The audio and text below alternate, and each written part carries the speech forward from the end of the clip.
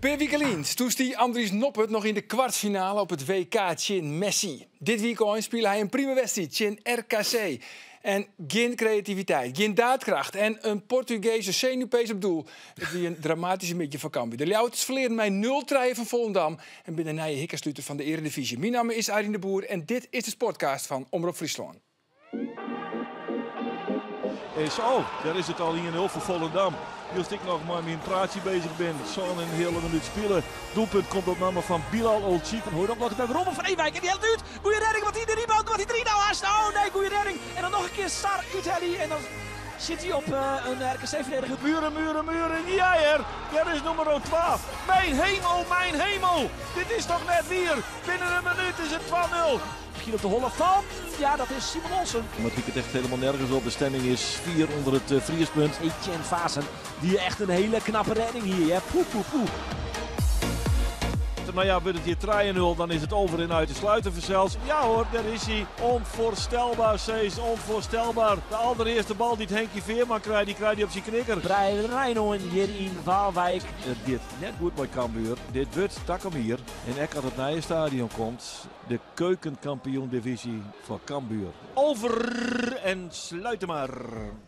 En ze zitten er weer klaar voor de heren Geert van Thun, Roelof de Vries en Wiebren de Boer. Mooi is de beste, Wiebren. Vrienden keer Geert heel goed, vond ik. Nou, dank u wel. Ja, toch? Toen heeft Genie een filijn misledigen. Dat is toch het geweten van deze podcast. Dus ik ben er blij mee dat Ik dat wil zo graag is. eerst even weten hoe het markeerd is. Bij mij? Want ja, zo, ik monteer dat stukje wat we kijk jet hebben. Ja. En dan keer ik het hele wedstrijdverslag terug om wat dingetjes eruit te Wat een knippen. ellende, jong. Ja, en ik voel eigenlijk stichting correlatie bij Liefari. Nou, dat valt wel een beetje Dat te. valt ook ja, Altijd ja, gezonde distantie bewaren. Ja, je moet er een beetje, je moet er wat betrokkenheid bij vertonen. Dat kan net oors. Want we binnen net van Volendam, maar we zitten toch wat aan de Cambuurkant. Dus zit ik als publiek, dus je moet je een beetje inleven.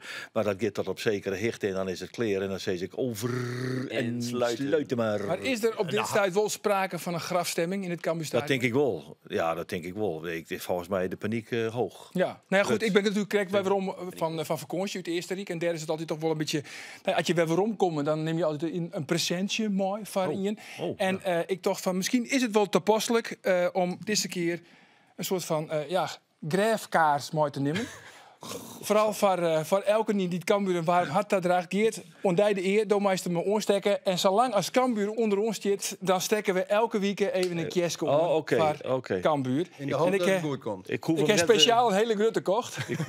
Ik zeg Lucien hoeveel weekend dat het definitief is. Ja. Nou ja, in die commentaar hier staat al bijna een definitieve neergang naar de keukenkampioen. Ja, en daar ben ik eigenlijk ook wel van overtuigd dat dat gebeurt. Ja. Nou ja, ik denk dat een soort mensen daar inmiddels wel van het zoeken ben. Ja. Maar goed, we zijn pas op een held. Ja, nee, maar dat de trainer zei, jongens, we hebben nog 19 finales te gaan. Dus ja. Zo is het. Nou ja, goed. Het meest kunnen trouwens net iets binnen, maar deze kaars, dan hebben wij als sportkaars uw eigen kaarsrel. Ik bedoel, dat wel echt een beetje mooi. En Roelof, Vlienwieke, daar heeft toen de presentatie die in, Vlienwieke. Dank je. Nee, dit compliment. maar Nee, dat komt. compliment. Ik denk niet dat het gold. Nee. Maar is het goed bevallen?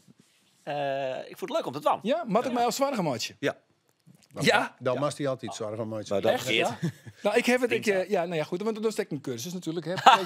Presenteren kun je leren. ja, nee, maar die sterke punt is bepaald net om mensen niet spreken te laten. En dat de ziekte het hij. Maar ik ten hem, waar ik wilde zeggen, moest je even niet, want het is een doodzonde.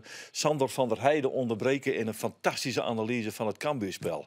Begint hij weer te lullen, nou? Oh, zonde, ja. Ja, en dan krijg ik het commentaar. Ja. Nee, maar dan zie je toch nog maar. Ja.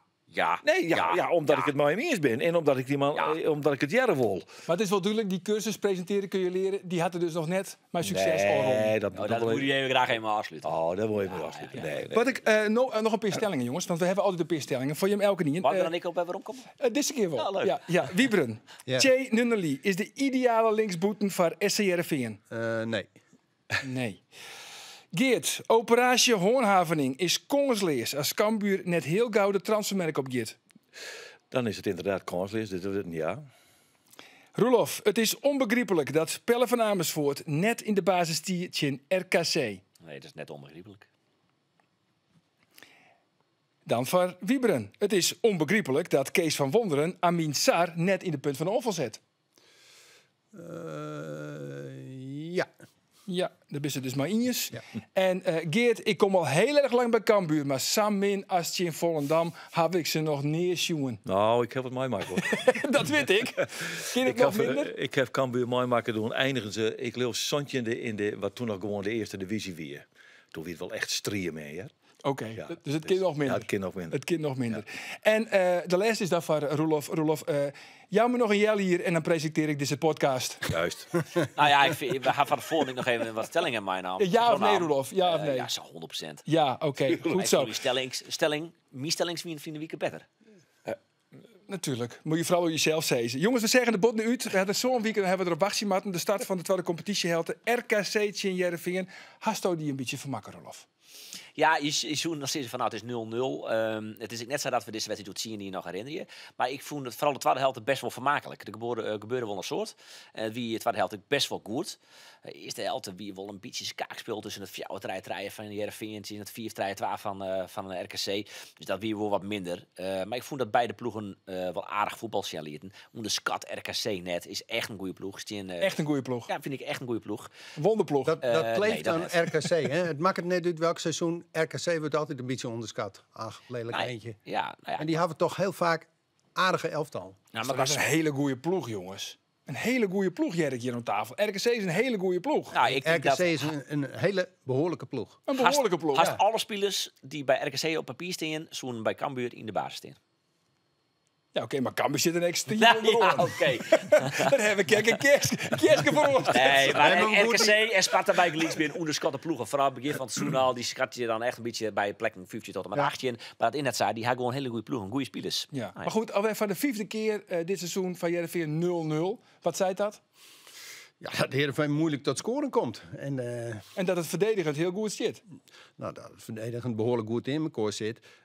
Dat is ook wel een beetje het handwerk van Kees van Wonderen. Van achteruit een elftal opbouwen. Zorgen dat het goed in elkaar zit. Zeker achterin. Maar voorin, dat moet echt wel beter worden. Ze moeten meer kansen creëren. En dat is denk ik ook die stellingen. We staan mooi kaast. Shane Nunnally en Armin Saar voorin. Ik vind Armin Saar de beste, de meest getalenteerde onvaller die Heerenveen had.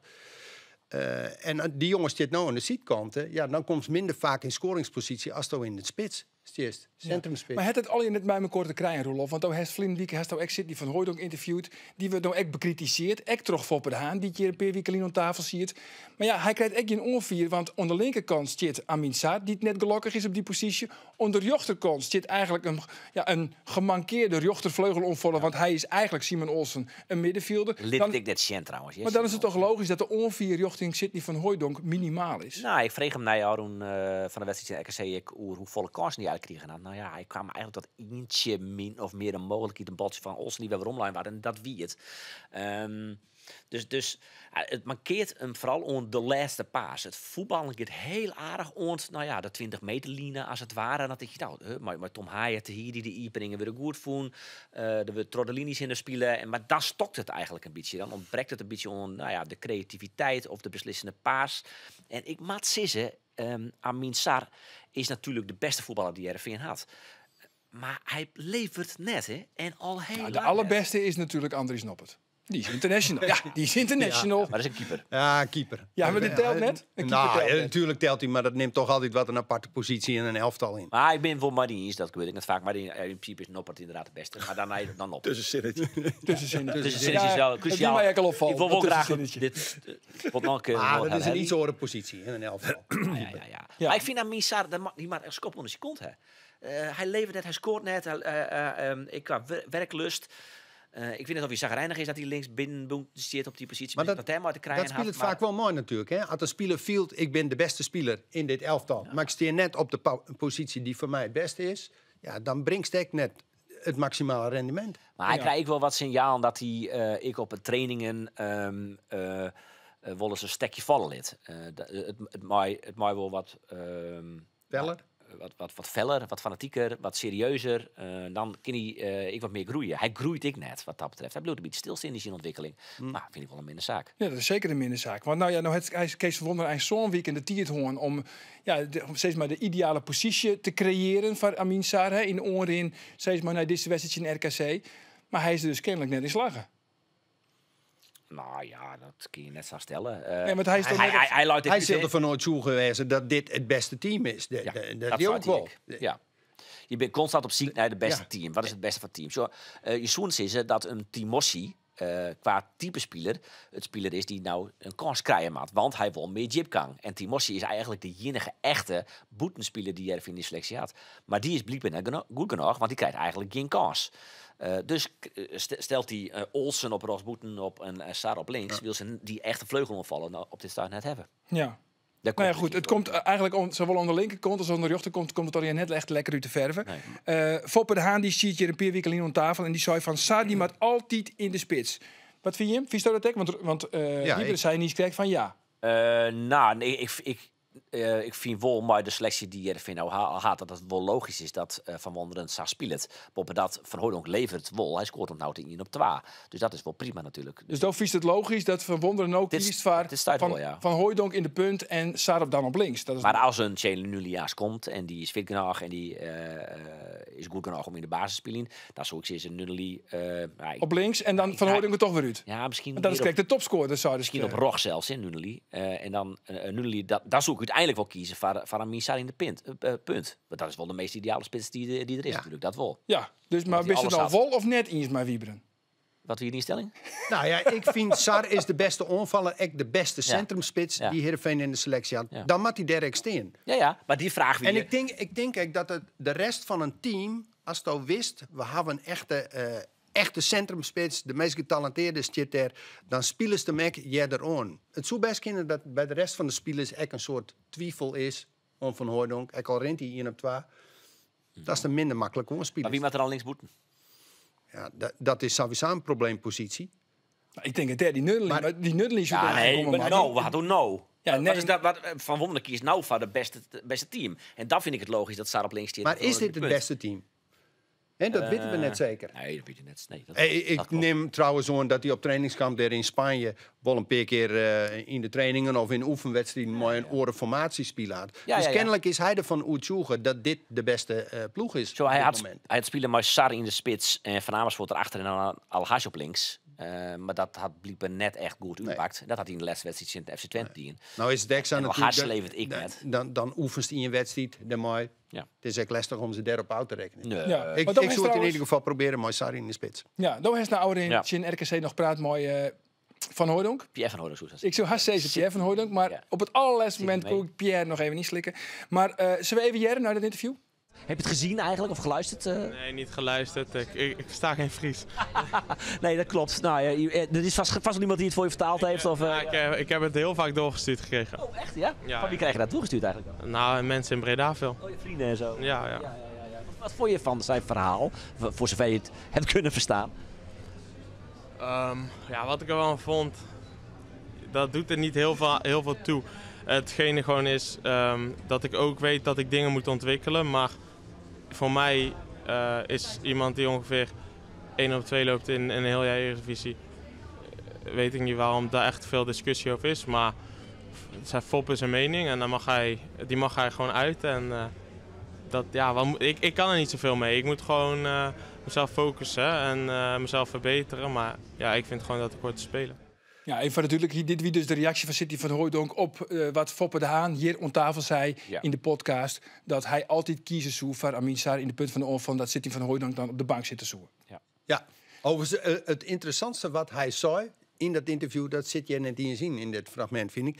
Hij joeg eerlijk dat het hem wel degelijk wat docht. Ja. En voetballers hebben meestal en trainers zo'n houding van wat er in de media staat, daar trek ik me niks van aan en dat laat me koud. Deze jongen jouwt eerlijk wat Foppe zei, trek het me wel en het houdt me wel bezig. Vind ik echt wel mooi. Dat is wel een openhartig interview. Dat hij in zekere zin zich echt kwetsbaar dwars te doen. En daar had hij natuurlijk gelijk in. Had Foppe de Haan iets uit bij Heerenveen, dan had dat volle meer lading en betekenis dan een willekeurige journalist of een supporter. Dus dat is voor die jongen hartstikke lastig. De wist, als Foppe de Haan er net in liet, dan is de 5e kolonne bij Heerenveen, die keert zich op een gegeven moment in daar. Dus dat maakt het de positie van die jongen ontzettend moeilijk.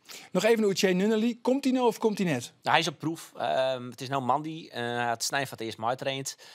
Dus dat is nog de vraag. Hij had ongeveer 8 man een kruisbandblessure oproen. Dat is een hele zwierde blessure. De beste als voetballers die komen net weer om. En daar zit vaak rond een jonge man voor. Maar ik ga Kees van Wonderen, dat vond wel even naar vregen. En hij zei, hij is al echt topfit. Dus hij komt de komende dagen op proef. En dan Silchen. Wel grappig. Maar als hij 8 maanden uit de relatie best heeft, dan is hij natuurlijk net topfit. Dan is hij net hij is misschien wel topfit, maar misschien net... precies. Dan net niet fit is nog wel Dan ben je fit genoeg om te trainen en weer voluit maar te dwalen. 8 maanden vrij krappe planning. Maar en Kees van Wonderen is wel een grappige tijd. Die is ik de trainervers van Nunnely bij Oranje onder 18 onder de Santje. Dus hij kent hem al wel. Hij weet wel wat voor speler het is. En hij had wel goed hier bij Willem II dat vorig jaar degraderen is. Maar op basis daarvan was hem dus wat zijn potentie is. 23. Maar een jongen die een kruisbandblessure had, zo'n 8 maanden alleen, dat is wel een risico. Ja. En het seizoen wordt het nog draaien hele mannen. Jongetje wedstrijd. Ja. Dat telt nou wel hoor. Ik ben een raadtel, maar die kers het red, hè? Weet van net. Laten we gewoon met z'n trop praten. Nee, dat is exact. Dan nog even nog meer blessurenijs. Sven van Beek, hoe zit het er mooi? Ja, zelfs. Maar het werk van Sven en Kees kon sterker of net? Kees van Wonderen zei wel naar de wedstrijd. Het is een wedstrijd maar een zwart randje. En daarmee doelde hij op die blessure. 10 minuten vertierd. Josselin van Beek op de groen lezen. Hij hier naar de wedstrijd onjoen dat hij het idee hier dat hij een tik kreeg van iemand. Nou ja, dan weet je het wel. Geert had hier het verhaal van Sjoerd de Jong verteld. Ja. Een keertser. We willen net al te lang ook keertsen hebben, maar die kregen... Nou, ik vind de wending leuk. Die kregen een tik en die toch dat ze achterin hem een skop joeg. Nou, misschien kist het hier maar veel gelijk. Ja, hij had in elk geval een Achillespeesblessure en Jereveen zei dat het keer om one uitskekelen. Want echt als hem helemaal afsquat had, dan wordt het wel echt een jonge man, volgens mij. Dat is dus blijkbaar net zo, zien ze dat niet meer gewoon wel verkondigen. Dus ik denk dat er dan... Kies er wel Sjen, hè? Want ik heb toen ook het verhaal verteld dat Jelle IJzengas, de voorzitter van de keersvereniging Belsum, is fysiotherapeut. Die drukte op één punt en er gebeurde er even niks. Dus dan weet ik nog, dan is die Achillespees. Dan is hij helemaal terug. Dan kan er geen reactie meer. Ja, als je Achillespees terug is, dan kun je je voet niet meer bewegen. Nee. Nou ja, dus dat hien ze bij Sven van Beek schilderen. Ja, nou ja, die proef die ben ik natuurlijk net bij geweest en ik ben geen dokter, maar Jereveen brengt een boet man nu skekelen. Dat dus mogelijk einde seizoen. Zo stel ik het. Nou ja, had ik het vergelijken in mijn Sjoerd de Jong, dan die gitter van Ut. Hij kreeg die blessure in Belsum, dat is eind juni, hè, zeg maar 24 juni daaromtrent. En hij hoopt in de cyclus voor de PC, dus de tweede cyclus, weer omkeert te beginnen. Dat is haast niet hier. Dan is er haast niet uit. Ja. Dan is er niet uit, want Belsum is de laatste van die cyclus. Dat is een hier. En dan mag nog in het topsporter natuurlijk. Nee, maar dan mag nog in het ritme komen. Ja. Goed. Jongens, dan even ik vind Sven van Beek de belangrijkste speler van Sportclub Heerenveen. Wat die al je fot had achterin en ik voetballend onder de bal, vind ik een onderschatte voetballer. Maar wat is dan de consequentie dat hij er net is? Ja, nou ja, ik ben wel een beetje bang dat ze echt hier een flinke klap van krijgen. Maar is dat nou Van Aken en Bogniewicz? Ja, dat denk ik wel. Van Aken van Beek nou ik. Ben ik wel benijd dat ze misschien op transfermarkt nog wel wat dwang in. Siep van Altelen zit er nog achter natuurlijk. Maar play-offs Europees voetbal komt in gevaar, wat hij er net is? Ja, ik val hier op iemand ophing je wel gevaarlijk. Maar ik ben wel neigd om dat te zien. Ik vind Sven van Beek echt een onderschatte voetballer. En dit is echt een flinke domper van Jereveen. Oké. Nou. Wat wel heel goed spelen, dat wie Andries Noppert. Wel heel knap. Hè? Elke niet shot natuurlijk nou naar Andries Noppert. De doelman van Oranje. Hij hoort maar één keer per douche de bal heen te doeken. Ja, maar dat die dus net. Nee, dat die niet. En dat is echt wel het knappe, vind ik, van hem. Volgens mij is het elke nog zo in de oude dagen. Maar van dat WK, waarom? En dan naar RKC. Ja, net. Maar hij is stoïcijns. Ja, en wel een Oranje tenue, hoor. Ja, dat moest, hè? Want hij woerde daar ook zelf net. Ik begreep me, ik kende dat verhaal net. Maar het moest van de skietsrochter. Hij woerde daar ook zelf liever net. Omdat het inderdaad de associatie misschien oproept van... kijk maar eens hier, sta ik in het oranje shirt. Aan de andere kant, hij stier wel in het hele gutte zwembad van de Jouwer. Hem die foto's van hem, dat wie een selfie, mijn jongen die direct weer. Maar hij het broekje om van het Nederlands overtal. Andries Noppert in het zwembad van de Jouwer. Dat is toch mooi? Met die jongen ervan genieten toch? Dat is een hartstikke mooi. Ik vind het vooral knap dat hij ten RKC zit hij er gewoon weer. Of het nou Heerenveen is of Oranje, die jongen is onverstoorbaar. Ja. Koeman, die ken ik net omheen. Let maar op. Nou ja, dat had ik al een paar keer zijn. Het zou mij vernuiveren als Koeman een orenkeeper oproept. Dat gaat hij niet doen. Het risico is natuurlijk, Koeman had een Feyenoord verliezen. Nou, hij kan iets bij Sillissen nog hebben. Want dat is ik wel een beetje... Ja, en Sipke Hulshoff, dat wordt zijn assistent. Ja. En die komt van Feyenoord. Dus ja, dat luistert al gauw de link met Bijlo. Ja. Maar had een keeper zoals Noppen, er weer een soort twijfels voor jou. En hij had zich er niks van ontrokken. Hij had het goed. Hij was gewoon een van de besten van Oranje in Qatar. En nou ik weer, die jongen maakt het geen fout. Ik als bondscoach kist ik net om hem. Eigenlijk net. En hij had ook de sympathie van het publiek. En ik denk dat is natuurlijk Behalve nooit... in Rotterdam. Ja. Maar dat is natuurlijk nooit de zwaarwegendste factor. Maar ik denk dat het toch enigszins mooi speelde. Deze jongen had... Het is een beetje een nationale knuffelbeer, hè? had de voorkeur van het publiek. Ja. Ja, we praten nou over Noppert. Wat een contrast dan met de keeper van Cambuur, hè, Ja, Geert? man. Och, man. Want die oh, ziet er man, weer een paar keer gruwelijk Hij mis. ziet er weer helemaal nice, hè? Ja. Hij zweeft veel, maar dat is dan ook wel... daar is van maar zijn. Nee, dus, het is een talent. Ik neem het ogenblikkelijk aan.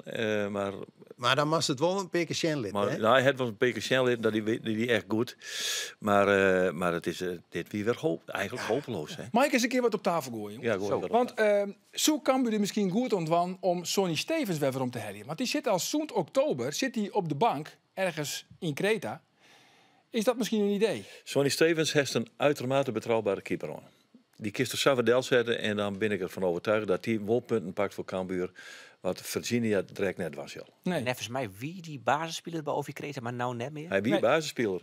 Nou, net meer. Zo'n oktober al net meer, begreep ik. Oké. Maar het is En- meer en- nodig dan alleen nog een goede keeper, denk ik. Dat lijkt me wel. Ja. Maar Ja. ja. Er was net alleen een keeper helje. Cambuur maakt als de sodemieter de transfermarkt op. En 2 spelers helje die dit elftal degelijker maatje. Ja, maar er moet wat verhoren in dat elftal. Ja, want, maar we het, beginnen vaak achterom, toch? En dan begin je vaak bij de keeper. Ja, nou ja, dus ja, dan kun bij je de keeper zeggen, mag beginnen. Virginia Steenblauw, ja of nee? Nou, ik Robin vind- Ruiter? Ja, Robin Ruiter hij is ziek, hier de griep. Dus die zie ik net bij de selectie.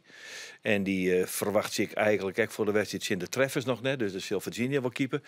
Maar moet er een nieuwe keeper komen? Nou ja, daar kiest voor kiezen. Maar ik Maar wat denk net zoekt dat dan? nou, de prioriteit leidt er net. Want dan zoek ik eerst Robin Ruiter probeer die. Oké. Ja. Dus deel leidt de prioriteit net. Maar er is wat Wel leidt de prioriteit voor? Ja, dat beziek ik nou 3 keer uitlezen. Maar als nog Hij leest in het praten van de waardeloze presentaties, die man. Je al interrompeert voordat ik mijn verhaal begin. Dan kap ik ermee, hè? Dan blaas ik die kerst uit, dan ben ik weg. Ik zit hier niet voor jammer de kort achter, maar het is een allemaal even. Nee, oké, Zo. Hey, sorry. maar Nee, wat er naar de keeper komt. Wist wat het probleem... Het punt is dat er is iets aan de hand. We staan naar die training te zien, Vreed, en het vliegt eruit. Het zag hier de messen eronder, wist wel. En dan komen ze dus op veld op in het Volendam. En er is niks, maar dan ik helemaal collectief niks van hoor. Hoe kan dat? Dus ze hier die zeuntjes hebben matten. Want die verloren namelijk de pikorde in die selectie. Die scoorde die kleikamer op. Ik mag het net vertellen, maar ik heb een fantastisch verhaal gehad van die zeuntjes. Nou, vertel eens. Ja, nee, dat mag ik net vertellen. Want ik Van waar krijg, net? ik krijg van Ulte net. Oh. Krijg je daar ruzie mee? Ja, ik krijg Oké? ruzie met Ulte. Nee, dat hek een belofte. Ja, dat is Vertel een ik het. beetje zoals mijn mem. Dan zei van, dan krijg je dit cadeaus. is Maar vertel me net inderdaad waar. wel Dan mag ik het waar. niet Net winnen. weten. Dit hier ik weer net wel, matten. Dat is dat hij hem al je... Ja, dan was het Oké, maar nou, jou, hij- dat is wel hij- een tipje van de Hij had, leer ik het zo zeggen, op een tamelijk ludieke, maar tevens hardhandige manier een ploeggenoot gecorrigeerd die een loopkemaai nam. En dat vind je die man nooit weer, had hij nooit verdiend. Daar kwam het op bel. In zo'n rotzak Dat het zeuntjes doen die een bij een ploeggenoot van hem bij bij Fortuna Sittard. Bij Jonas. Nee, dat weet ik. Nee, we gaan net gokken. We gaan net gokken. Dat is is zo het verhaal. Maar San, dus er moet het in die selectie gebeuren. Het is collectieve neerzigheid, zal ik maar zeggen. En dat maakt er u. Dus er moet nieuwe impulsen Iemand in. de vuur inbrengen. Ja, dat dat is moet de nieuwe vreten impulsen. nog. Dus er Ja, moet daarom mag die- daarom mag die Smittering niet. Ja, precies. Maar even een rotzak komen. En wij zijn Ja. al iemand die het in de tunnel al hier voor zijn bek schopt. Oké, de Wim Suurbeertjes van deze wereld. Hartstikke mooi. En nou ja, Doken Smit. dan mag Doken is wel een speler die het altijd wel geeft. Daarom bracht hij me natuurlijk Nee, in. maar volgens mij bedoelt Geert wat anders. Want Nee, er was ik- genoeg ik- spelers die wel gaan. Maar de Mark van Bommels en de Roy Keens. ja. Precies, en- Dat is een kaliber speler. Precies, Daar en hebben we er het moet net wat- over. Maar er moet één die er vuur in brengt. Ik denk dat er in die kleikamer wat gebeurt. Ja. Die pikhoor, dat moet even trok heen. Als die zeuntjes komen weer, die wie baas werd in de kleikamer. En dan hier er maar iedereen wat gebeurt. Nou, dat is wat nou. En dat kist eigenlijk, ja, Henk wel een beetje kwalijk nemen. Foeken. Er is te min terug selecteerd. Er is te min selecteerd. Ze hier die hoedemakers, gewoon geen leden matten. En saai, die helft wel weer. Kist kapitalen voor hem krijgen. Wegwezen. Kasseren, huppakee. Ja, zij zeggen altijd dat er nooit echt een bot staat. Nee, nou ja, maar dat weet ik. Maar dat doet er niet toe. Dat is volgens mij het probleem van Cambuur. Dus er zit te min, en dan zit er van alles te min in. Ja, dan krijg je Saap in kloten. Ja, en er moet op een vleugel wat gebeuren. Maar ja, Van der Water, jongens, die brengt het toch ook niet? Nee, En wie brengt het wol? Nee, Wie dat is die. Nee, maar dat niet de is die. voldoende hier, Juster? Ieder speler? Nee, deze stilte zei het al. Ja, Bangura. Bangura is altijd goed voor een 6. Ja, maar Want die is nou onvierder. Die is onvierder. En de Als eerste het bal... Loer had dat iemand een 6, dat we waarschijnlijk de beste speler van Cambuur, dan had toch alles. Ja, maar hij kon het stempel net drukken. Hij kon het net verhoren. Hij had het wel bezocht. Hè. Als in het Nee, van de ja. helte speelde hij volle heger op en hij had het wel bezocht. Dus ja, Bangura is dan wel iemand die een voldoende krijgt. Maar Ik vind Bangura en ik Bergsma, dat ben wel voetballers van Vijsjoggen.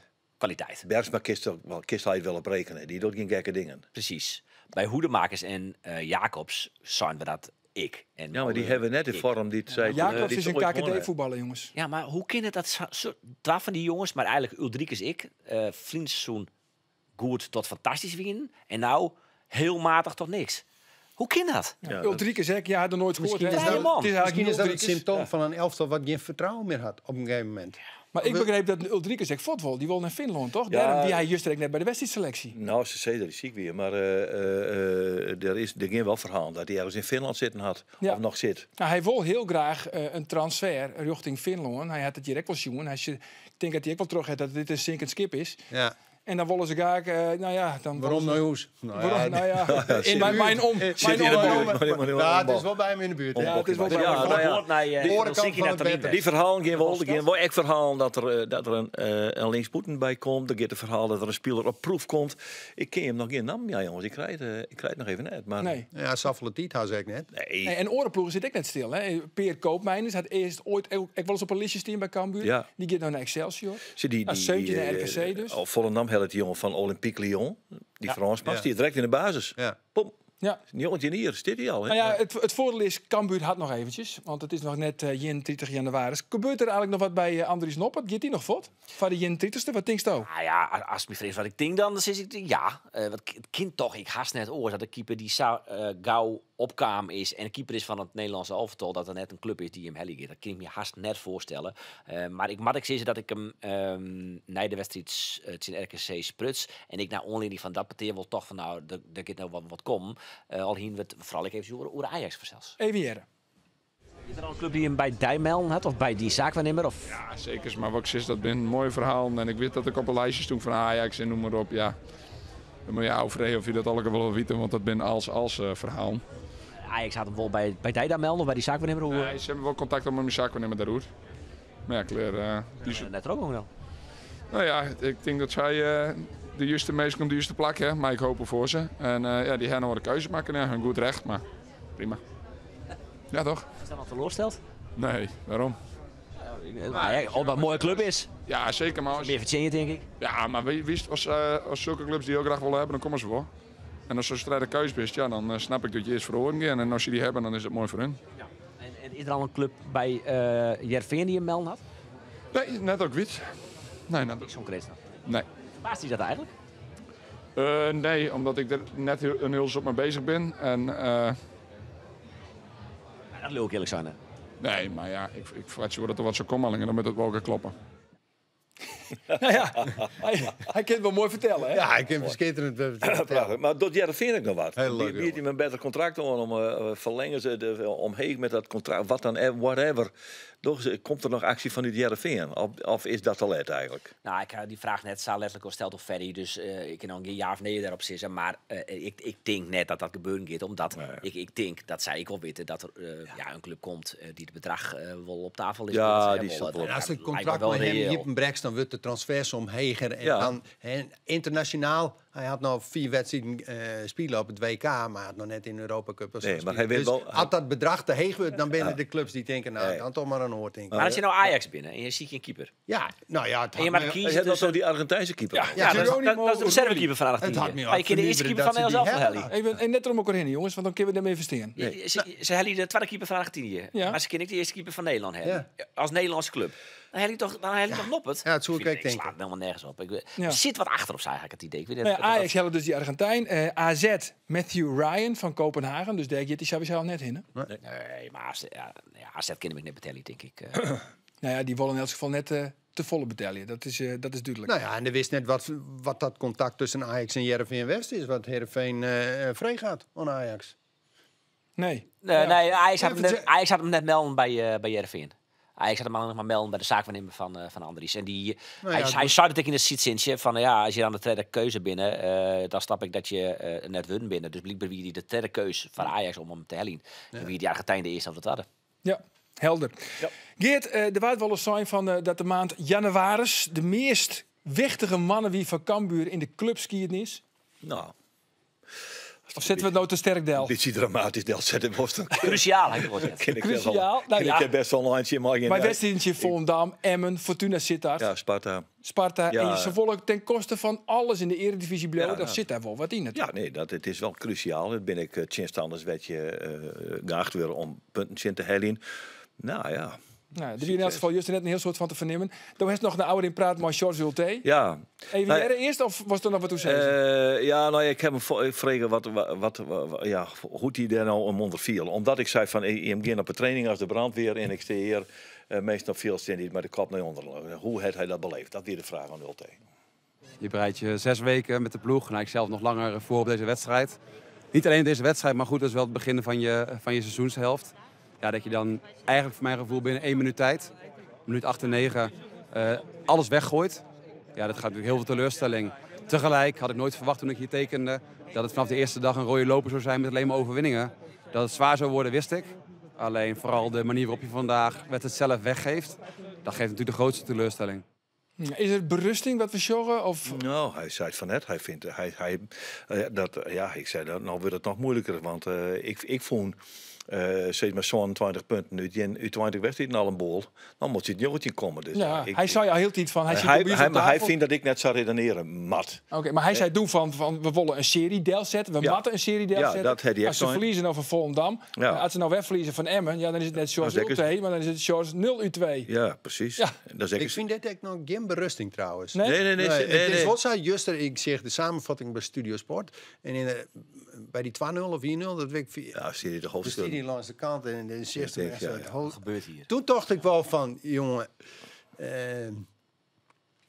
dit is, het signaal was nou juist. Het is volstrekt begrijpelijk dat ze als trainer dan zo langs de kant is. Maar toen kreeg ik wel het gevoel, dit is al een verloren zaak. Nou ik dit interview zocht, denk ik, nou... Nee. Zo presenteerde hij meester nou in net. Maar toen wie het al, je de wiet even zakken. Wij zijn een van de lessen in het rietje interviewers. Dus dan had hij al even van alles weer te plak krijgen kennen. Dus dat is nou, nooit... dan raapt hij zelf weer wat bij elkaar. Ja, en dan zeker. denk ik, ja, ik moet echt een positief gevoel naar de groep, naar de club overbrengen. Maar hoe zit het dan bij de supporters? Want ik zit op de tribune. Nou, die supporters die binnen al jaren kwartier van de een foto. Ja, die Roen Voort, hè. De supporters Roen Voort. En als de reacties op social media zust, het is vernietigend. Het is werkelijk vernietigend. Ja, en ik snap het wel, want het wie gewoon slecht. Ja, en het is dan uitverkocht, hè? Of ze ziet een krappel en zien toen het meesken. Ja. Dan komt er alle je vuurwerk. Nou ja, vuurwerk om jou wat trein midjes. Het is net het lekkere. Het is net echt een heel lekker het is niet effect. voor het effect niet helemaal, maar het weer wel een signaal, weer een sfeerreactie. Dat is een absoluut. spandoek van we geven de moed niet op. Ja, En dan Sam belabberd begin. en dan Sam beginnen. Het is toch verschrikkelijk. Ja, echt. Het is toch is echt heel supporter van die club. Het valt als Ja. een lodendeken over het stadion heen. Ja. Maar dan even hoe de opstelling. Want Voest het een logische opstelling. Maar aan de linkerkant dus linksboek Michael Breij. Michael Breij, die is stokongelukkig natuurlijk. Hè. Dat Dat is een middenvelder in Breij. Maar Ja. hij werd toch Henk, ik altijd trosboeten Rjochts. als hij speelt. Rjochts, maar Ja, ook die oké, dat is links nog ingewikkelder. Het is joh. een middenvelder. Ja, het is een middenvelder. Ja. Dus net logisch. Nee, ik voel het net. Nee. Nou ja, En maar wie moet er afstaan? Dat is natuurlijk het probleem. Als je hier een Milan Smitterdel zet ik in. Ja. Ja, maar Milan Smit is een centrumspits. Dat is een En dat spits, is maar geen die het. Maar wat is er gebeurd met Sambissa? Ja, dat vind ik dus. Dat zoek nou, daar wil ik heen. Waarom zegt Sambisa dan net al? Ja. Dat is hij die is van linkervleugel Ik wil niet verdediger. eerst uitpraten litten, maar ik denk van Heel ik gooi hem er verstandig. gewoon in. Dat is van linkervleugelverdediger. Rjochter onvaller worden. Maar hij kent toch op links moeten spelen? Dat wilde jij graag. Henk de Jong stelde hem net op. Bosgaard stelde hem net op. En nou stelt Jos Ulte hem net op. Dus dan ben ik bang dat hij gewoon net goed genoeg is. Nee, zon je veronderstellen. Heel trainen dat net door. Ja, maar goed, Er is wel een goede reden voor. Zullen er best wel een goede reden. Ja, Grutse slachtoffer eigenlijk, Mitchell Paulussen. Ja, maar die komt waarom in het elftal? Ja? Ja, dat ken niet door.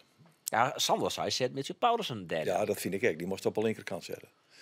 Die Henk kan zelfs Jong- gewoon links moeten dat zetten. Hè. Het Henk de Jong wel die, hè. Had ik wel scoort in die positie in de keukenkampioen-divisie. Ja, Mitchell Paulussen die maakt er gewoon in. Ja, Moulin op de bank. Nou, die kent er ook wel in, maar die is nog z'n 4 net. Die had juist de hele hoeken spelen. Ja, dat mag dan van 4 komen hoor. Ja. Nee, ik zou Paulussen erin zetten. Maar goed, er is nog behoorlijk wat werk aan de winkel. Maar komt er wat? Hij met het idee dat er wel wat... Maar eigenlijk wat er spits bij, eigenlijk wat er keeper bij, maar de centrale verdediger bij. Dat zag 4 keer, weet ik niet. Maar wij erin, maar Fouke wel hoor. Die zei, ja, we zijn wel bezig. Maar ja, dat is wat Fouke altijd zei natuurlijk. En hoe komt het eigenlijk met Fouke zelf? Ja, ik vrees dat het einde seizoen, einde verhaal is voor Fouke. Ja.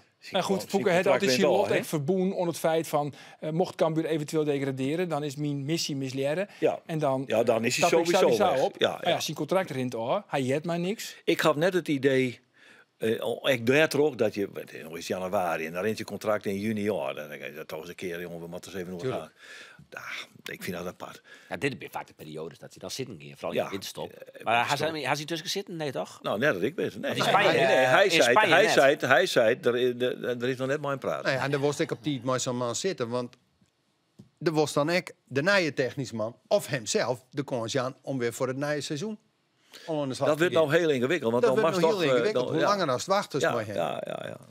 Absoluut eens. Dus, maar ik heb eerlijk gezegd het gevoel dat Fouke zijn contract net verlengd werd.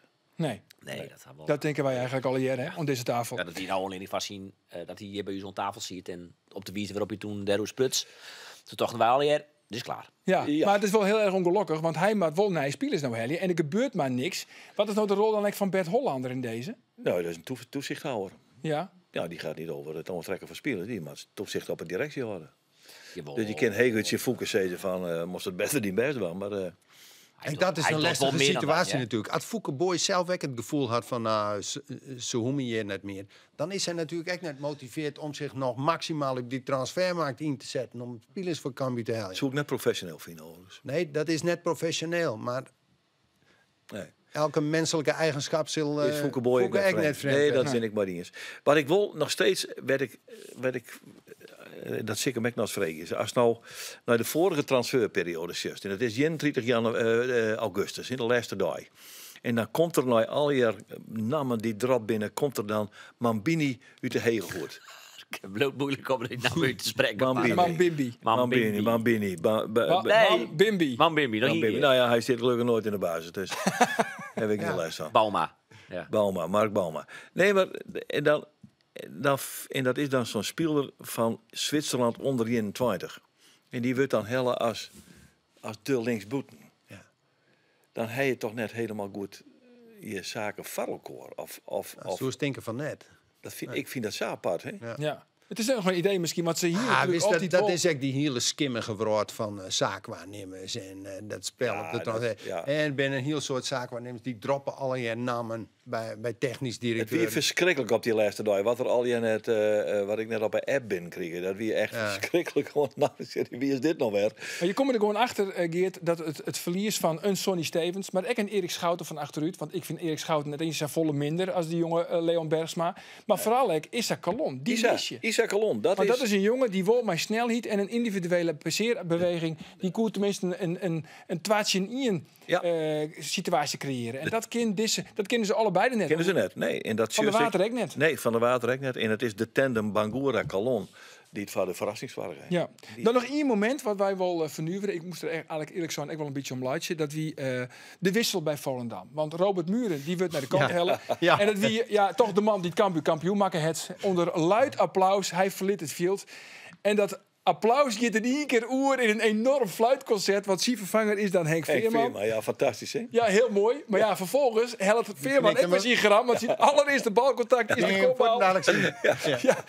En dan die lach bij Henkie. Ja, ik vond het wel een mooi moment. Ja, dat is een mooi moment, ja. Jongens, nog even een peer van Sissing. We weten ook gerucht dat hij kwam naar Cambuur. En we kregen een mailtje. Dus ik maak een screenshot van dat mailtje. En ik stuur het naar Henk Veerman. We weten de tweede keer al dat we een geruchtje hadden over Henk Veerman naar Cambuur. Dus ik stuurde het naar hem en hij zei: Roelof, nou moet je ophouden met die flauwekul. Ja, zei hij dat? Waarop hij letterlijk nog waarom heeft van: ik kan het toch ook helemaal niet maken. Toen dacht ik, zo dan toch weer. Maar hij zei, dat gaat niet gebeuren. Nee, oké. Nee. Jongens, hebben wij alle stellingen behandelen, Roelof? Dohisu Nunnely, toch? Ja, daar hebben we het doorhoorn. Dus de ideale linksboeten, dat vies toch niet? Ik vind dat net, omdat die jongen zo'n zwieren blessure gewoon had. Nou ja, het seizoen wordt het nog uitrijden helemaal. Hè. Dan helst een speler van was maar afwachten hoeveel ritme had hij, hoe fit is hij. Hij is nou wel het gevoel dat nou ja, dat is echt even goed op waarom kwam is. Dat keer het vooral. Ja, daar heb je er net zo vol aan toe te voegen. Nee? Was nog iemand misledigje? Nee? Nee, Oké. is al wel genoeg. Wat is van dit Dan- frame dat hij daar jou? Dat is altijd het meest beledigd. Dan ging ik naar Geert. Nou ja, Geert dat is al staat er gebaseerd op die uitsturing met lelijk. Sven Kramer toen Ja. een keer. En Dat is dat nog altijd mooi, hè. achter. Ja, Ik weet waar de presentator is. Ja, Dus die Precies. Ja, Uriel hier is alles oos. ik steen voor mijn woorden. Operatie Hoornhavering is kanslees, Geert. Als Cambuur net heel gauw de transfermerk op Geert. Dan zei dus ja. Ja. Neem eventjes wat moet de eerste versterking worden van Cambuur? hij moet toch al linksboeten worden. Een linksboeten. Ja, en dan moet er op middenveld eigenlijk nog een rotzak bij. En een andere keeper zou ik net verkeerd wezen. Goed zo, heel duidelijk. Dan, Roelof. Het is onbegrijpelijk dat Pelle van Amersfoort net in de basis stier. Ja. Dan zei dus, nee, dat is net onbegrijpelijk. Wilt ik toch echt daar stoof van tevoren zijn hier is van Amersfoort zit wel in de basis. Ja, maar dat is wat de oorzaak dat ik het onbegrijpelijk vind. Ik dacht dat hij in de basis speelde zo, omdat hij in de wedstrijd in Twente spelen en Van Wonderen in alle interviews die hij houdt heel lovend wie over Van Amersfoort. Dus ik dacht, nou, die vinden ze blijkbaar al wedstrijd fit genoeg. Maar die zit of komen de wijntjes van Volendam al in de basis of die week daarna. Die zal wat groeien van nou ja, een kwartiertje spelen naar Jelloeren spelen naar 90% sites ongeveer. Oké. En dan gaat hij in de basis spelen, maar dat is beter dan Ramiel Hash. Nou, en dan, het is onbegrijpelijk dat Kees van Wonderen Amir Sar net in de punt van de oorval zet. Hebben we het wie weinig goed horen. Ja. Ja. Geert, daar heeft ik al zijn van. Er komt al heel lang bij Cambuur. Maar Tje Volendam, er winnen altijd nog wel mindere wedstrijden. En Roelof, jou moet nog een jel hier. En dan presenteer ik deze podcast. Toen zei dus ja, maar wees gerust, beste harkers. Dat gaat niet gebeuren. Hoor hem lachen. Goed zo. Lach je tussendoor, Jongens, dat maakt het zo triest. Nog even de peer versistings. Nog even de peer versistings om je hem na week te herinneren. Ja. Waantje hebben bekervoetbal. Heerenveen, Volendam. Uitslag, Geert? Uitslag of wie? Heerenveen, Volendam. Heerenveen wint met 2-1. 2-1. Roelof? 1-0, Heerenveen. 1-0. En Wiebren? 2-0. 2-0.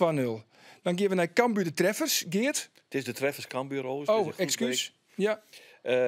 Dan doen we de treffers Cambuur. Draaien we om. Ja, daar twijfel ik ernstig over. Want ik denk, als ze de boel net bij elkaar rapen, dan gaan ze er direct nog wel. Woen van RKC, toch? Moen van RKC in de vorige ronde, ja. Gewoon B-team toen. Speelt het Cambuur maar een B-team. Nee, maar ze hebben geen B-team. Want alles wat er nou in komt is... Ik ken nooit broeders spelen. Is wat dit Spelen die allemaal een B-team, bedoel je nou? Het is een B-team. Het is een mengeling van het A, B en C. Nou, vooruit. Om het zelfvertrouwen weer op te krikken, Cambuur wint met 3-1. 3-1. Dus Ja. we moeten er 1 3 van. 1-3, nou ja. Dan Roelof. 1-3. 1-1. 1-1. En dan penalties. En dan Het kan weer terug. Cambuur terug. Cambuur. Want Brett Minema die stopt de Ik zet het erbij. Cambuur terug. Wiebren? 2-1 voor de treffers. 2-1 voor de treffers. Dat is echt... Zure man. Wat een zure man. Hij is toch nog iemand misleden. De hele club is misleden. En ik morgen weer op een training. Dan denk ik dat erop redden. Nou, Wiebren, kist het goed, maar als je Heerenveen AZ. Wat wordt dat? Heerenveen AZ. Dus competitie. 1-1. 1-1. Roelof? 1-2. 1-2 voor AZ. Geert, Heerenveen AZ. Nee, Heerenveen AZ wordt 1-2, ja. 1-2. En dan Emmen Cambuur, Geert. Wordt 2-1. Emmen Cambuur, 2-1. Twee keer Diemers. Ja, dat is voor mij wel leuk bij, hè. Maar we moeten Cambuur met een seriedeel zetten, hè? Ja, maar ja, ik ben het vertrouwen wat kwijt. Dus als ze nog van de treffers winnen... Nou goed, ja. Had je krijgt vrije- wat En ik vertrouwen. zei dat ze dat doen. Ah jongen, ging een lul. Cambuur wint dat gewoon met 2-0. Aan de andere kant. Ja. Geert. 3 keer verliezen is ook een serie. Dat is ook een serie. Cambuur wint het met 2-0 bij Emmen. Ging een zeur. 0-2. Het zullen maar mij net lezen. Goed zo, Roelof, Emmen Cambuur. 2-1. 2-1, dat stoot het. En dan Wiebren, Emmen Cambuur. 3-1. 3-1. Jongens, de gifbeker met Hyundai. Na je weekend, dan ben wij de verzels weer. En aan de andere kant wint Cambuur en Volendam die verliest. Volendam verliest van RKC. Dan hoeven we deze keer niet meer rond te steken. Zij is het toch? Dan blijft hij gedoofd. Dan blijft hij weer gedoofd. Na je weekend zit je trouwens Cambuur-verdediger. Leon Bergsma. Leon Bergsma, ja. Zeker? Leon Bergsma. Ja. Kom maar, man, je zit hier aan deze Die zit tafel. deze man die. Goed zo. Ik zou zeggen, graag ont na je weekend. Dag.